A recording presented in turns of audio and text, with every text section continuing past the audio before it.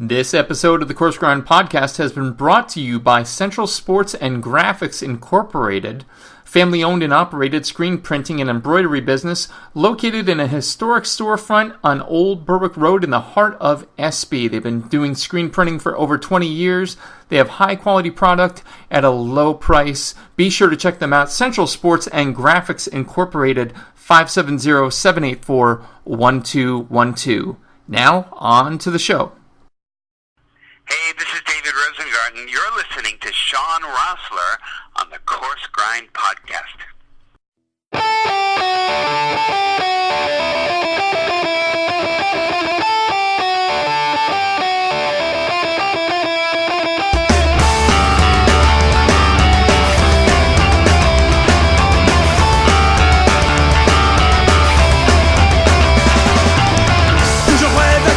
Ladies and gentlemen, welcome back to the Coarse Grind Podcast. With you, as always, host, creator, Sean Rossler. How is everyone doing this evening? Good, I hope. Episode 85, 15-episode countdown to 100. Not that anybody's counting, not that anyone's getting nervous, but, big expectations there. But tonight, episode 85, sometimes the shows I come into...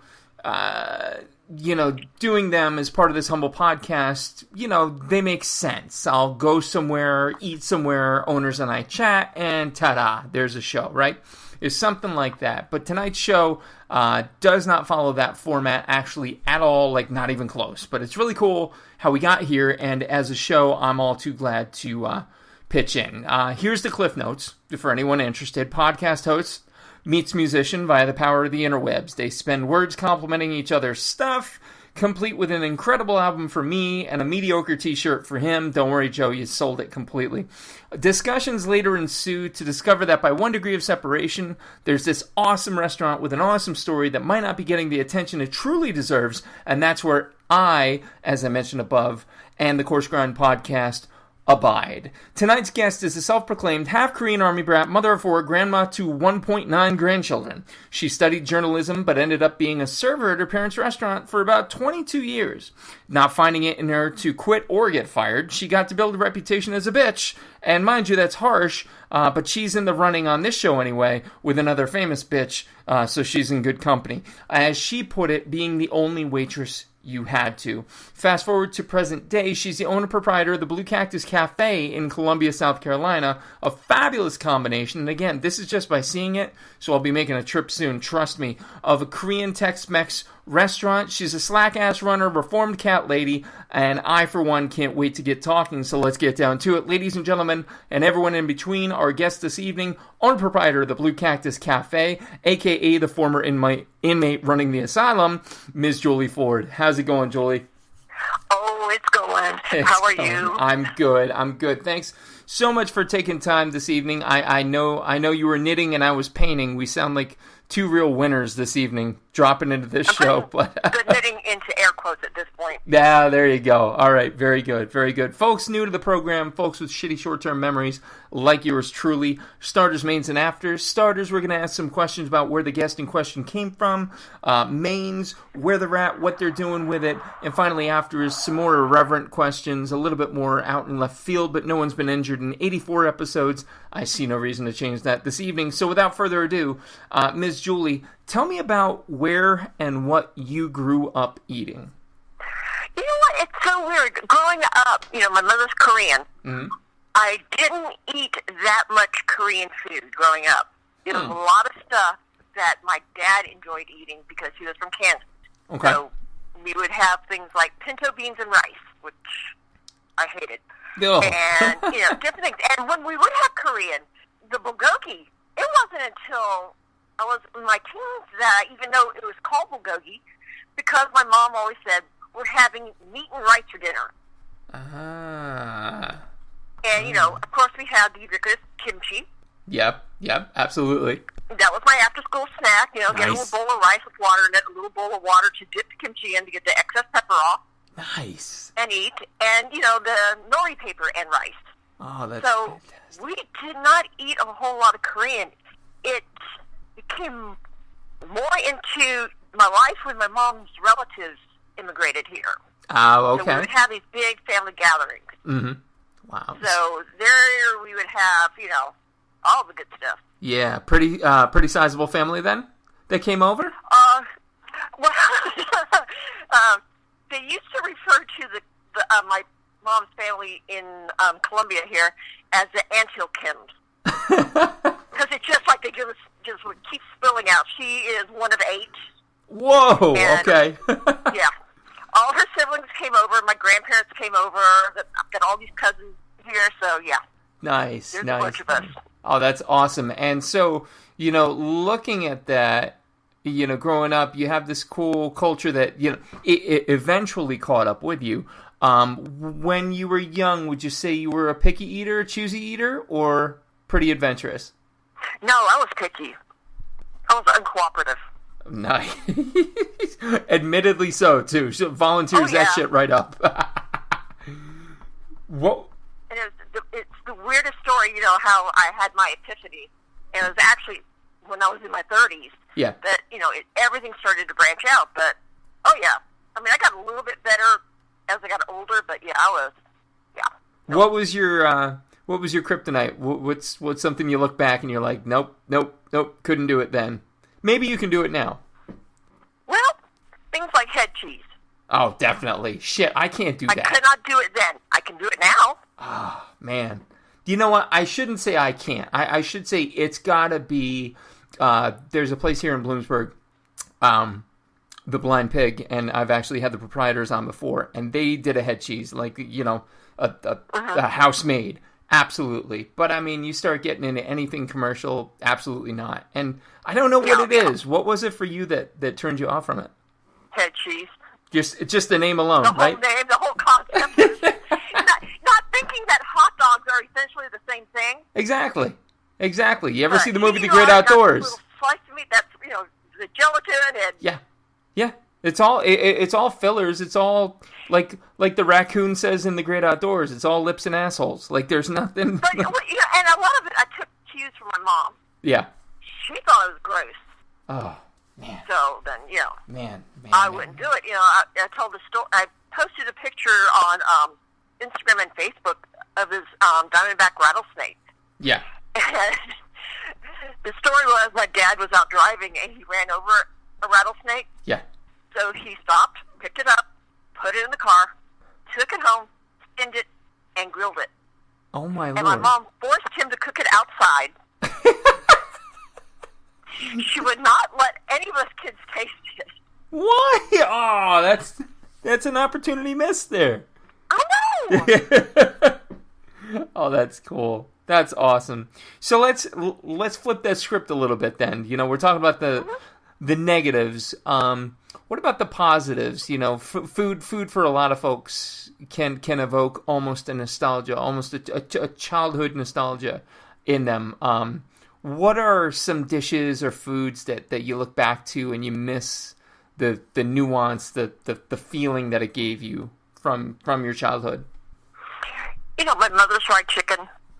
Nice. I can't fry chicken to save my life, but there was something about how this little Korean woman fried chicken. Yeah. And, her homemade gravy with the mashed potatoes, that was always comforting for me. Wow. When seaweed soup, that would be like a special, that's known as birthday soup. Yeah. But it's also something you would give to a mother who has just given birth. So, to me, seaweed soup represents a lot of love. Wow. A lot of comfort.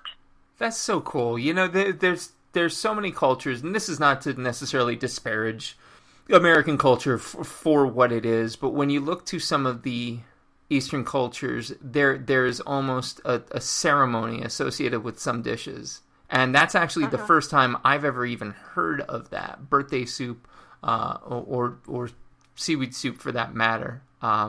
Just such a reverence almost. And what's so sad is I didn't appreciate it as a child or a teenager, but as an adult. Yep. As I started having my own family. Yep. Isn't that always the way? I truly started appreciating it. And, I look back on my mom's story. I look back at my grandmother's story. So anytime I feel like I can't do anything, I think about my grandmother. Yeah. This little, 4'7" woman who, just passed away last year, after reaching 100. Wow. And she is like the strongest woman I know. Good for her. Wow. That's amazing. That's amazing. So there you go, people. 85 episodes, and almost every damn episode has said it. Value what you're putting in your body. Take some time. Take some appreciation of it. Give it more than you typically would, and you'll be better off for it. So still tying in to Julie's childhood here, and obviously, food has both culturally and just existentially been a part of your life. Who would you say was the greatest culinary influence on you coming up? It would have to be my mom, because everyone just talked about what an excellent cook she was. Mm-hmm. She always did things from scratch. She never did the box cake. Yeah. Yep. Always made cookies from scratch. Yeah. She learned to cook American food. So I took my cue from that. Yeah. And I still have a hard time, even though, no judging anybody else, I still have a hard time using box cake mix. I just do. I don't know why. Yeah. I know it's easier. I know it tastes good. There are people that'll say that they can't taste the difference. I know, but it bothers me. It's something irrational like that. They're full of shit. I'll put that right out there, because you can, and you do, unless somebody scraped your tongue free of taste buds, you can absolutely texturally. You know what? Taste buds be damned. You can feel that difference. You can feel it. It's not just the taste. Mm-hmm. There is something about the whole process of cooking, the process of making. Yeah. That I gain more. I can't eat what I make after I make it. My appetite's gone. Yeah. Oh, my wife and I just had this we have this conversation all the time where I just made stuffed peppers instead of rice, used quinoa, used a mix of mild sausage and turkey, blah, blah, blah. Spare you the details. But she looks at me, she's like, oh my God, that tomato reduction you did, the sauce that you did was amazing. This tastes awesome, don't you think? And I'm like, because I made it. Because I was over it. I'll let you know in about a couple hours when my appetite returns. Exactly, because you get kind of sick of looking at it, right? But it's the process. It's the process. It's not just the end product. Yeah. It is the whole process that I love. You are absolutely right. When I saw my mom do it, I started doing it, and then I would catch these little cooking shows on TV, and I would pretend and narrate my own cooking thing.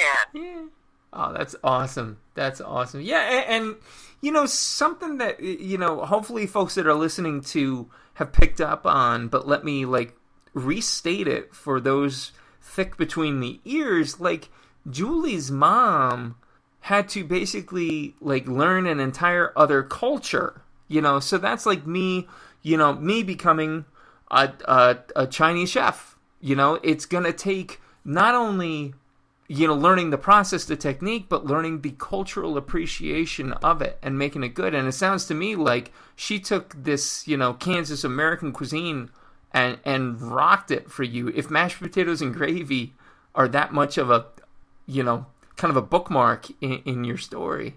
And, it's like the gravy from after you fry the chicken. You got the bits at the bottom. She use that, and, there's nothing better. God, I'm going to have to make fried chicken this weekend. Thanks, Jolie. Appreciate it. I'm here to help. Yeah, right. So, when was the moment, and I think I kind of know the answer to this from your intro, but when was it you realized that food was what you wanted to do? It wasn't just a thing, it was a career. It was something that I always played at as a child, but I could not really say that I wanted to do that. Right. Because my mom being Korean, no. You go to college, you become an engineer, doctor, whatever. I decided to buck the thing and do journalism, which worked out real well for me. And, I would volunteer. I started taking over Thanksgiving, and, I have for our family, and the most I've ever cooked for the family is 50 people. Holy shit. And I'm baking all these pies, and, our mutual friend could tell you everything that goes into it, and I love it. Yeah. I did the spaghetti fundraiser dinner for my son's school, and I was the lone person in charge of it. I cooked everything, and I was serving it up, and I just loved it. You know, there's something to be said for the mental stability of those of us who enjoy that. And I know, right? And I mean, have you read Kitchen Confidential, Julie? Of course I have. So, you know the name Beth Aretsky, Grill Bitch. Yes. So, she and I have become good friends thanks to the show. It's been a great honor, to say the least. But she actually had me come over to help out, volunteer. As she put it, guest chef. I don't have that title. I don't, I'm nowhere near that title. But an event at Hudson Valley Brewing. And I was head down in a walk-in for, I believe, 6 hours after being up till like 3 a.m. the previous night, prepping these banh mi's, but they were made with bratwursts, and so we call them brat mi's. And they sold out, man. They went, but I drove home, and so like I had a 3-hour drive home.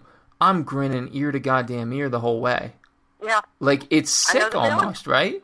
I know that feeling. Yeah. So, I mean, you're cooking these holiday meals for 50 plus, this spaghetti, fundraiser for your kid, and no one else. And isn't that always the case, too? Do you feel like once a presence steps into the kitchen, steps into the role that knows what the hell they're doing, everyone else just kind of fades back a little bit? Oh, yeah. Oh, yeah. That's awesome, man.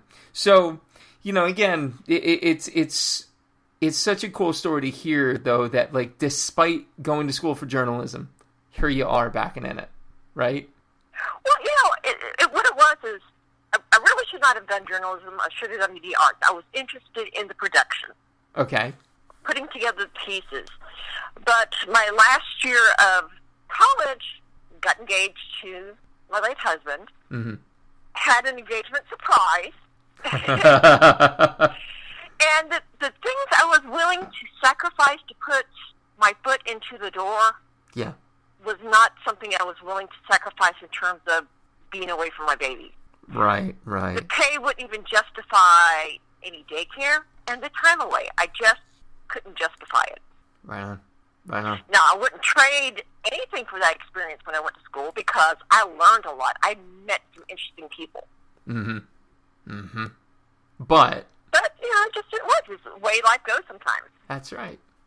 It's all a series of, we can plan to the best of our ability, but they all eventually happen whatever way they're going to happen. And exactly. So fast forward to present day, here's the Blue Cactus Cafe. Tell me a little bit about just what it is you offer. I know I've read it, but hearing it from, the person behind it is so much more meaningful. Like, how would you, in your words, describe Blue Cactus Cafe? Oh, it's eclectic as hell. We have a lot of Korean dishes, and this is not the new style Korean. This is like what you might have been served in somebody's home 70s, 60s. It's the food that my mother's familiar with, that she taught. That, when they set up the restaurant, they're doing it. So, it's not like what maybe if you go to Korea now, they would serve the same thing. It would be somewhat different because, food evolves. Right, absolutely. It's like fashion. So ours is more of the old home style food. Now there are some stir fries and stuff that amazingly my dad created and that worked. Yeah. And then we have some just simple burritos and beans and rice dishes and quesadillas and rota vieja. And people ask, is your dad Cuban? I'm like, no, he's some white dude from Kansas. It's like, why do you have the food? It's like, because he likes to eat it. Yep. And literally, that is the only reason why those things are on the menu. That's so spectacular, though. Do you, I hate the fact, and I get it, and you could have marketing people and business majors tell us left, right, and sideways why, maybe it doesn't make sense on paper. But I fucking love that combination. To be able to get such a disparate contrast, and yet at the same time, I guarantee they taste amazing, together. Oh yeah, we take the kimchee bulgogi, which is a spicy pork. We put that in the quesadilla. Holy snots, it's good. Yes.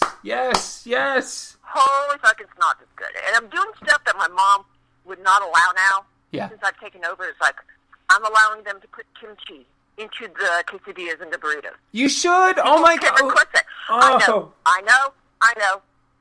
You know. Tell that to my mom. I put kimchi on a grill. I'm making the kimchi stuff. Yeah, I put kimchi on a grilled ham sandwich once. Best choice I ever made. Try it in a quesadilla. Oh my God. Absolutely. Good. I'm doing it. So then feeding into this a little bit, obviously, you know, you have that historic element, but present day, like, where would you say you're pulling from to get maybe new ideas as you come to them? You know, where do you draw inspiration from? Well, a lot of it is trying to be shoved down my throat by my husband. And I say no to the majority of it. But every now and then, he'll hit on something. I'll think about it. So I'm going to be able to start experimenting, doing different things. My daughter wants to do an omurice, which is that Japanese omelet. Rice. Yeah. And, you know, thinking about adding that. And, you know, she made it for us. It was relatively simple to make. We didn't have to buy anything extra. It was delicious. Nice. My husband makes an amazing salsa. And we experimented. We featured one time some spicy pork tostada. Nice. And it worked out killer. Nice. That's fantastic. That's just fantastic. And see, that, again, not to beat this senseless, but, you know, when we put up these you know, walls like that between cuisine, I think we truly fall short of what could be. I don't want to get all holding hands, kumbaya, and shit like that. But, you know, isn't that an analogy for life itself, for culture itself? It adapts. Yeah. Yep. So, talk about your career, and obviously it's awesome, it's varied, it's this cool story tale. What would you say, you know, doing what you do, has been your greatest creation to date? Like dish-wise. What is something you put your stamp on and you're like, oh my God, that's it? You know what? It's not something exactly I put my stamp on, but it's and it took a little bit, but being able to make a kimchi that people have said that either as good as my mom's or better. Wow. To me, that is the gold standard. Oh shit! Yeah. That means a whole lot to me, and I'll have people say, you know, because we still make our Korean dumplings in house. Nice. I get the wrappers from a factory because it's the right wrappers. If they didn't have it, I would have to make the wrappers myself. Right. But because this is something we would use, and we make it, and and it's good. And I've had people say it's different from my mom's. It's better because it's crispier, and it's just so. As I'm getting more confidence, I'm branching out more. Nice. And where is that? You know, that confidence, is that coming from the success, like what you had with the kimchi, or is that just inherent? Do you just know, like that process we were talking about before? It's the act. Is that fueling you, or what is fueling you? The act brings me the enjoyment. But it is the feedback from people. I agree. And some of it has been from my cousins who said, your kimchi is better than your mom's. That's awesome. You know, because I was like, oh, that's a big deal. Nice. Because, you know, things are never as good as mama's, but... No, of course not. So, in the same vein, but the other side of the coin, can you think of your biggest flop? If there has been one, maybe that's an assumption on my part. I'm sorry, can you say that one more time? What was maybe the, I don't want to say worst mistake, but like a mistake dish that you'll never make again? You know, we have such a weird, eclectic group of customers that somebody will eat the damn thing and enjoy it. That's great. I mean, we have this guy, love him to death. He is the coolest guy here in town. And, you know, he'll bring bitter melon. And he likes it bitter. He doesn't want you to salt it down to pull the bitter out. So, cut up the bitter melons, you put it in a stir fry. And if there's Spam, all the better. Nice. And Ross will eat it. Oh my god. I know. Yeah, no, that might be, I don't know. I'd give it a go. I'd try anything twice. So, because you're in the industry, because, you're in the hospitality food service industry, you probably see a lot of trends and a lot of, big things. Oh, good God, yeah. Yeah. What would you say is the next big thing coming down the pipe right now for we diners, we consumers of food? Well, right now I'm just cautiously watching how Korean food is really hitting the mainstream. I mean, I went to our local Food Lion, which is, just a chain grocery store down south. Right. And they had Korean gochujang, Food Lion brand, on the shelf. And I'm sitting here doing a triple take. Wow. So what I see, because South Carolina, Columbia in particular, is just sometimes a few years back of what the newest trends will be. So what I'm having to do, and what I'm thinking about, is doing things that's not necessarily offered in Columbia anymore, but bringing it back, the shabu shabu, which is, they used to call it the royal casserole at this old Korean restaurant years ago. Mm-hmm. Thinking about bringing that in. Wanting to maybe expand in terms of food truck at festivals, handheld bibimbap, things like that. Yeah, and so there's so much to play with. Totally. And I think it was, is it David Chang with the Korean fried chicken, Momofuku? Yes. So that's the other one we've been playing. Yes, yeah, that's the one I'm going to definitely do. We just need to play with it to where it can be practical to be done, because we're not a big kitchen.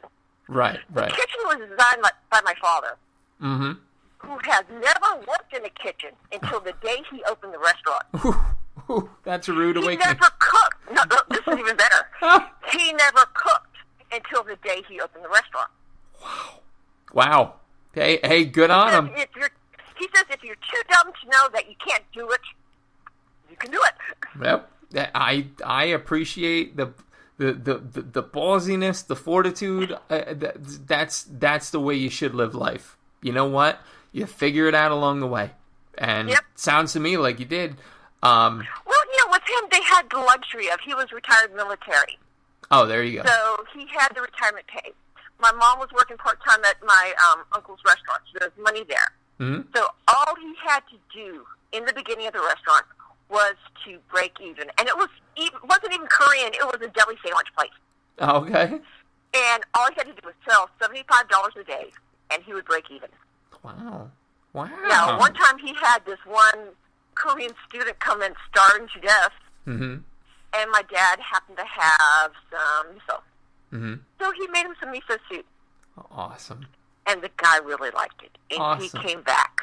So him and my mom, what they did is created the Korean side when there obviously was a demand for that. Yeah. Because sandwich places, around universities and stuff are a dime a dozen. Sure. So, and there were no Korean restaurants in downtown Columbia. Mm-hmm. I think one shut down a couple decades before they opened up. And they were all on, Decker Boulevard, which is a little further away. Mm-hmm. So we were, the only Korean restaurant there for a while. We would get a lot of the Chinese students come in. And we still do. A lot of the Chinese students, the Korean students come in because it's a little bit of a taste of home. Yes. Not exactly like Chinese, but, it's a familiar taste. It's, it's something that they're familiar with. Absolutely. And I've said it before, and I know Bourdain said it, I know, handful of people have said it. If you want to know what ethnic restaurant to go to, look for the ones where the citizens of that are eating. That's going to be straight up quality. You don't want to go but, where... we have, the most eclectic mix of customers, though. It's not strictly the Asians, because if we had to strictly depend on the Asian customers, we'd starve to death. Okay. Well, students come in, students go. You get a lot of Chinese students one year. Yeah. Then maybe the next year, not as many come back. We didn't have a lot of Korean students come to USC because when the Korean economy crashed, oh, that's right, a lot of people couldn't afford to send their kids to school. So, it always came in waves. And we became a place where if you were tattooed up, a crust punk, thank the whole dining room. You're welcome. We will feed you. We will treat you great. Oh, I love it. And we will treat you just like we treat the governor of South Carolina, former governor of South Carolina, who comes in to eat every once in a while. Oh, it's great. I mean, it is such a weird, diverse cross-section of people. But that's, again, getting back to just introducing a culture's cuisine. Like, it's an analogy for humanity itself. And so, man, Columbia, South Carolina is where it's at, and I'm definitely going to be trying to make my way down there. It just sounds so spectacular. But that's present day. Talk to me. What's the future looking like for Julie, for Blue Cactus? Well, I'm currently fighting with trying to get my beer and wine license, but that's a whole other stupid story. Because my parents never did that. Okay. And this state allows BYOB. People can bring beer into my restaurant and drink it. But right now I can't sell it. Okay. So, okay. Yeah. I gotcha. And eventually, when I get a little bit more of my legs under me, I'm really excited about the possibility of just doing different things, but, still having our bones set right there. Absolutely. That doesn't change. Yeah. The bones are good. They're solid. It's a strong foundation. Yep. And just build up from that. Have fun with that. I want food to be fun. Yeah. And it should be. It should never take itself too seriously. No, it can't. If you take everything too seriously, you're just going to end up with an Olsen. Absolutely. Sometimes you just have to say, fuck him. Amen. I do frequently, actually. It gets me in trouble, but so it goes. So, well, it looks like in 1 week, what went out? One of our fridges went out. No, I'm sorry. We had to have the air conditioner drained because it was clogged up and water was pouring out. Oh, no. A few days later, one of our refrigerators caught on fire. And then my iced tea fridge caught on fire. God almighty. That's where we keep the drinks and keep the kimchi. I was like, fine, whatever.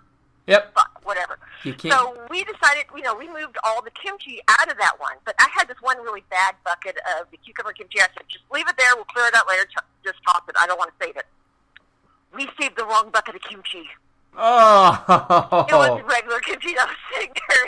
It got really, really warm. Oh, God. I was like, well, I guess I don't have to worry about cooking kimchi for a little while. No kidding. Good Lord. Wow. So, but yeah, that beer and wine thing, Pennsylvania's a state. Pennsylvania is real stringent. I'm not sure how stringent South Carolina is, but we still, have to struggle with that. We just got beer into grocery stores, like, really not that long ago. So. Oh, wow, really? Yeah, puritanical, thy name is the Keystone State. But, getting that license is such a victory, in that, anybody running a restaurant will tell you that's where a good amount of the profit's made. Once it's in motion. Once it's in motion. Yeah, and, that's, because right now I'm not drawing a salary. I want to make sure my employees are paid, that they can pay their rent. Yeah. So, I'm hoping with the beer and wine, I'll eventually get some money in the house. But, I'm not going to cut down on salaries, I don't believe paying that $2 something for waitresses, because that's stupid. I mean, my mom put me on, my parents put me on a salary, and I would get to keep the tip money I would make on Saturday. And that would end up being grocery money and gas money for my family, because 4 little kids. My husband at the time wasn't working. I don't even go into that story. But and I was having to try to sustain a family of 6 on only about $15,000 a year. Wow, good for you. Goodness gracious. So the first thing I took over, I told them, it's like, nope, you're not getting $2 something an hour. You're getting for right now, $8 an hour. Whatever tips you make, you keep. I don't want to know about it. You take care of it. Nice. That's awesome. You handle all the tech with it. Because they're the ones who have to put up with the jerks. That's right. They're the ones who have to maneuver. Now, I will ultimately come out if they're getting too bad and put the hammer down if I have to. Right. Because, we had this one internet fight. This was right before I took over.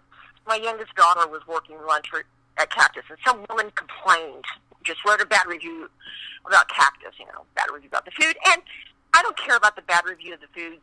It happened. You're never going to please anybody.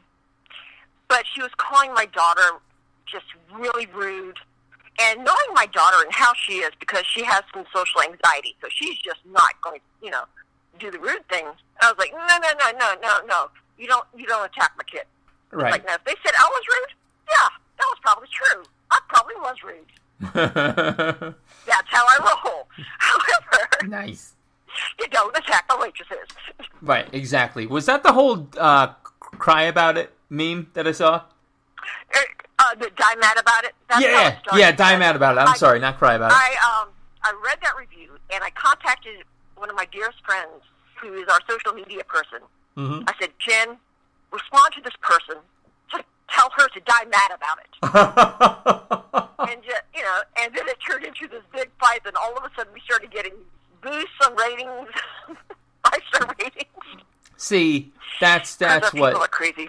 Yeah, but that's when you show that's when the supporters come out of the woodwork and show you just the impact you're having, and it sounds like your impact is not exactly tiny in the area, and that's so cool to hear, especially with someone who is so staff minded. It sounds like too. So, I mean, again, Blue Cactus Cafe in Columbia, 2002 Green Street, Suite H. For those of you in the area looking. So it sounds like just awesome things to come. Get that license in place and just keep doing what you're doing because it sounds fantastic. Let's transition then. Now that we know the direction Julie's on, into the afters. Again, a little bit more irreverent, a little bit more off the cuff, not necessarily career-minded or any kind of professional questioning, but again, no injuries that have been documented in 84 episodes, so I think we're safe here. I'm standing in your kitchen. What music do I hear? Well, it depends on who has taken over the speaker. Okay. If it's me, it will be a really bad mix of really bad 80s.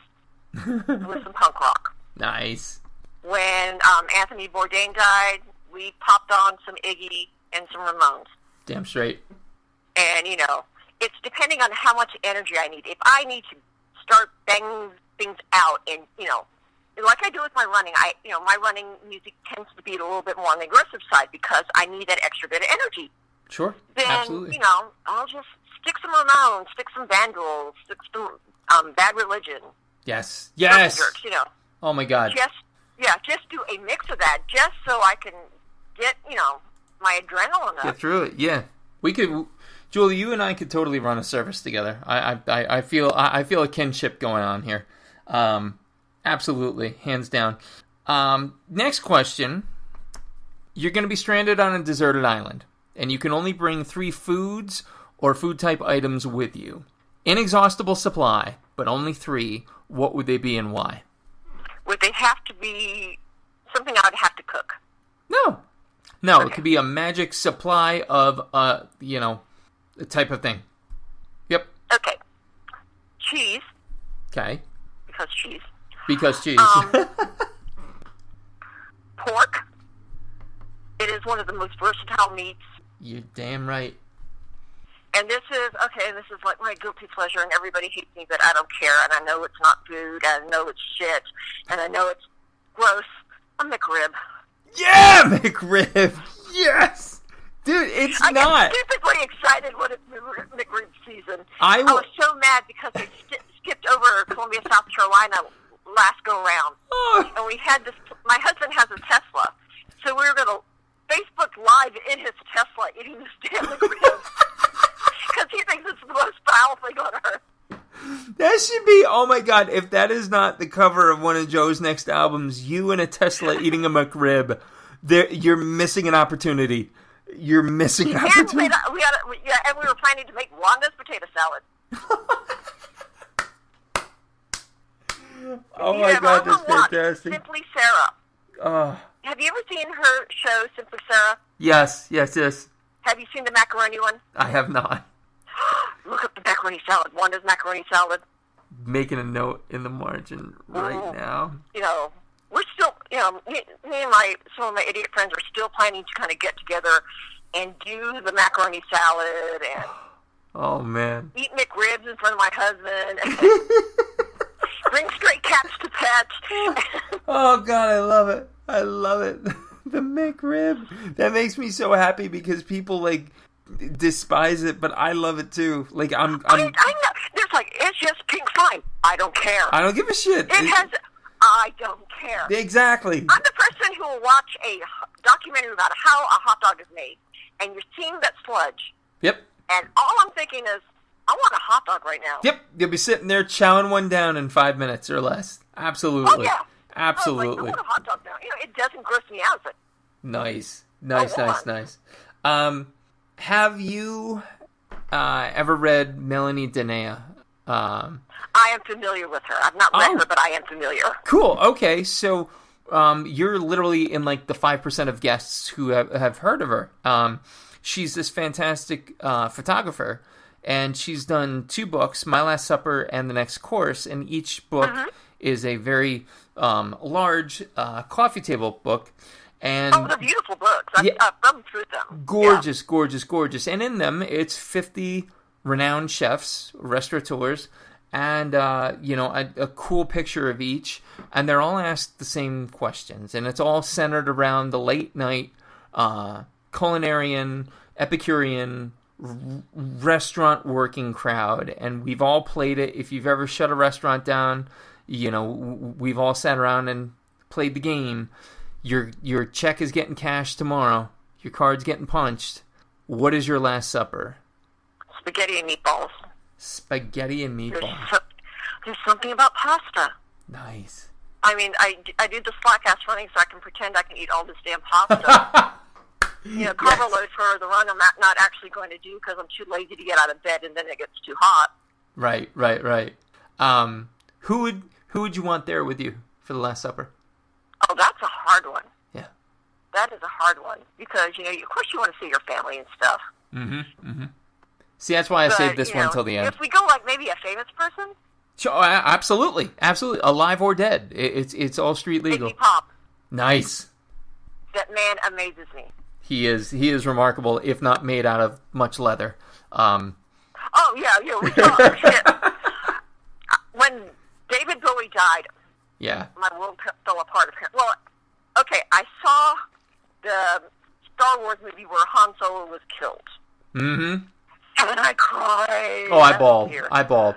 Later that morning, I found out that David Bowie died.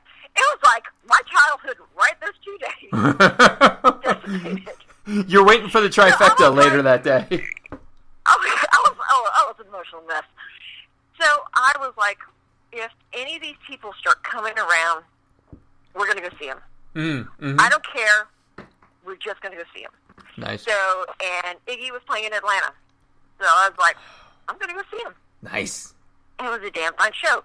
This last one, I called, because we shut the restaurant down for it, we went to go see Judas Priest. Oh, nice. Nice. Did you hear the new album, obviously? Yeah, it's really good. It's really good. That's really good. Because usually the later stuff, you're just like, eh. No, Halford is fucking immortal. There's no question. No, I felt so bad for him. I swear to you, he had to keep going off stage to suck in some oxygen. Because it was hot as balls that day. Oh, yeah. The humidity was worse than it usually is. Yeah. And the man is in the 70s, so, yeah, I know. Considering all that, he put on a hell of a show. He sounded good. Oh, yeah. He's still got that register. It's obnoxious. Yeah. How big and that it was register fun. is. I enjoyed it. So glad I went. But, I will shut down the restaurant for the day if half my staff is gone, because a lot of times we'll hit the show. Nice. Oh, that's fantastic. See, man, if you're in Columbia looking for some place to work, man, work for Julie. She sounds awesome. I'm just putting that out there. I am. Well, this boss thing has been so stupid new to me that it wasn't after I started hiring people. Yeah. I had to install the rule. Okay, I don't care if you get high before work. Yeah. I don't care if you get high after work. just don't get high during work. Yeah. Yeah, that's a big helper. That's all I ask. And especially, don't be smoking a bowl in front of my restaurant while you're still on the clock in broad daylight. I actually had to specifically state that rule. Oh my God, that's the best ever. So it's like, I try to entreat my employees well, but I'm realizing how much stupid there is out there. Yeah, you got to put the rails up sometimes. You've got to. Yeah, it's just like, do I really have to say that? Yes. Do I really? Yes. You have kids, I have kids. Yes, you have to say that. Don't jump off the roof. Don't hit your brother with that. Yes. Well, what my kids was like, I don't want to know. Do not tell Mommy things. Mommy wants to be able to sleep at night. Yes. Mommy wants to be able to tell the FBI, I have no idea what that kid was doing. Exactly. And make it sound believable. I have no tie whatsoever. Exactly. Who? What kid? I have no kids. That's awesome. And the last question. We've come to the last question. It's the simplest and yet the most deep, complex, perhaps. Julie, what is food to you in a single word? Oh, that is a hard one. Spiritual. Love that. When I'm baking bread, I'm doing something that, my father's side of the family, my grandmothers had done for centuries. When I'm making kimchee, I'm doing what my mother did, my grandmother, my great-grandmother, the same process. I don't take any shortcuts. My husband refuses to let me watch any Korean cooking shows on, Food Network or Cooking Channel because I'm sitting there screaming at the TV saying, you're wrong. Don't do it that way. But it's a very spiritual thing for me. Yeah. Well, that is beyond clear. And, having never met before, again, like I said in the intro, this is such a, kind of unorthodox episode for me. But, never having met you, Julie, the spiritual is about as in sync with the vibe I picked up from you as it could possibly be. I mean, front to back, you live it, you breathe it, you are it, and I truly, truly, truly wish you 1,000% the best today, and thank you. a million todays from now. Fun. Hey, before we forget, you and I were talking before, we've got to plug this. Speaking of spiritual and family, you want to get spiritual with a speaker, you want to get spiritual with some musica, you got to check out the new EP on Bandcamp, Soul on Fire, by friend of the show, Joe Buck Roberts. I can only tell you so much. I tuned into this kid's music, I think it's almost going on 2 years ago today, and everything the kid sings, speaking of spiritual, man, I mean, he just leans into it hard, and it's heart, soul, and guts just out there. So be sure to check it out. EP on Bandcamp, Soul on Fire, by the man, Joe Buck Roberts. And the man is so talented that if the North Koreans ever decide to invade us, he will make somebody a lovely Korean wife. Because he has learned so much about making Korean food. You heard it here, Joe Buck Roberts, Korean wife. Next I told him that. It's like, you will make someone a lovely Korean wife when the North Koreans finally decide to invade. That's awesome, Joe. If you hang up music, man, you got wifery set up for you. So, and again, the EP, it's so good. It is Soul on Fire. Check it out, EP on Bandcamp. Again, the Blue Cactus Cafe, Tex-Mex, Korean, and every single little bit of spirit that you could possibly cram into a space. I guarantee you Julie is making that happen there at 2002 Green Street, Suite H, Columbia, South Carolina, 29205. Call 803-929-0782, bluecactus.cafe on the web, and they can find you on the Insta and the Facebook as well, Julie? Yep, my social media person set up the Insta, the Facebook, and the Twitterer.